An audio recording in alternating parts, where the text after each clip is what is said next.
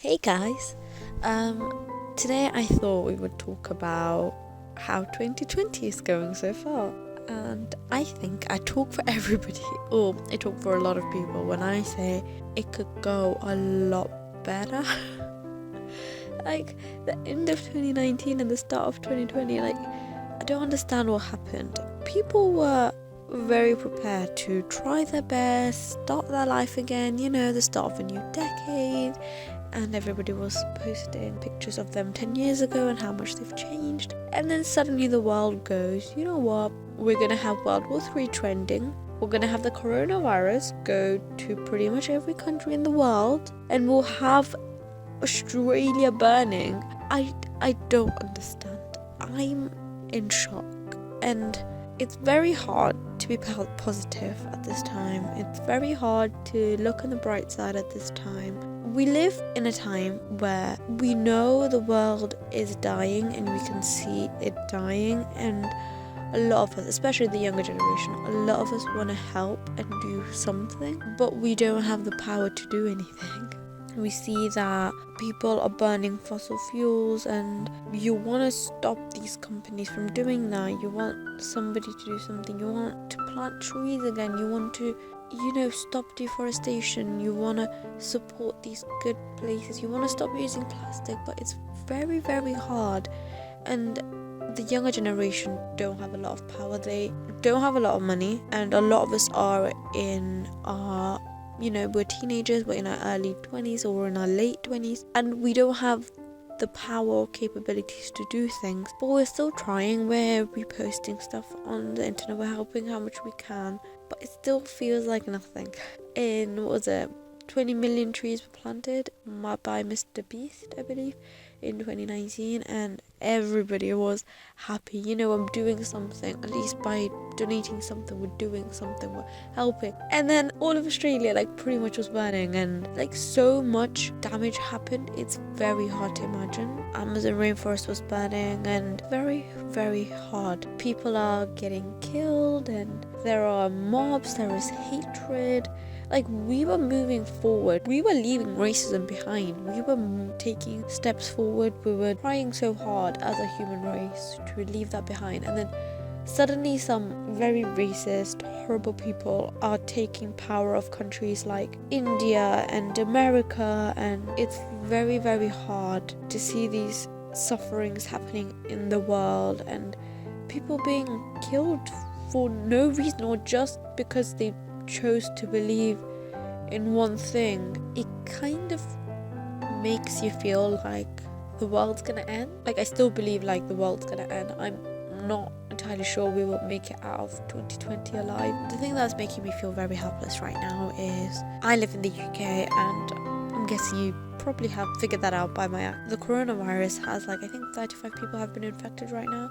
When there were only 2-3 people, I was telling everybody, can we please go and stock up on antibacterial hand gel and soap and all of this stuff that we need to do our best to not get infected and whatnot. Nobody was believing me. They were it's not here yet, it's only 2 people, we have time.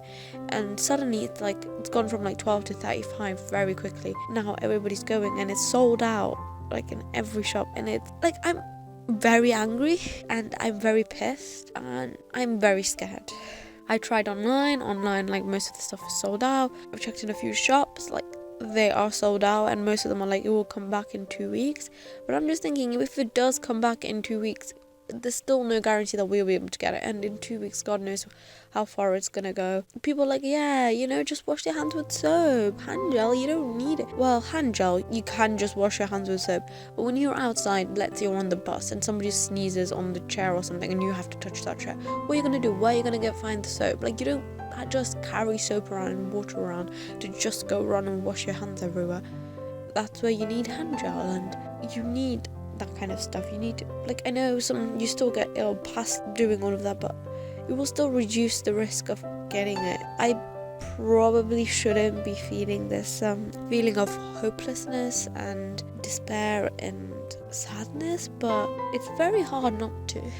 What was it? In Delhi, loads of people got killed, loads of Muslims got killed. In the UK, they're doing immigration laws that's gonna affect the most vulnerable.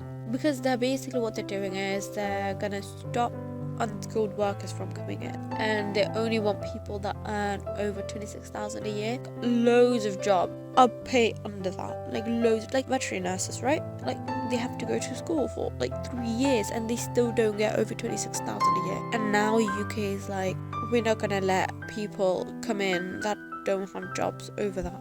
Okay, so who's gonna do all the low skilled work then? There are so many people that do those low skilled works, and we need those people to come in. Helping them by giving them a job is helping the economy.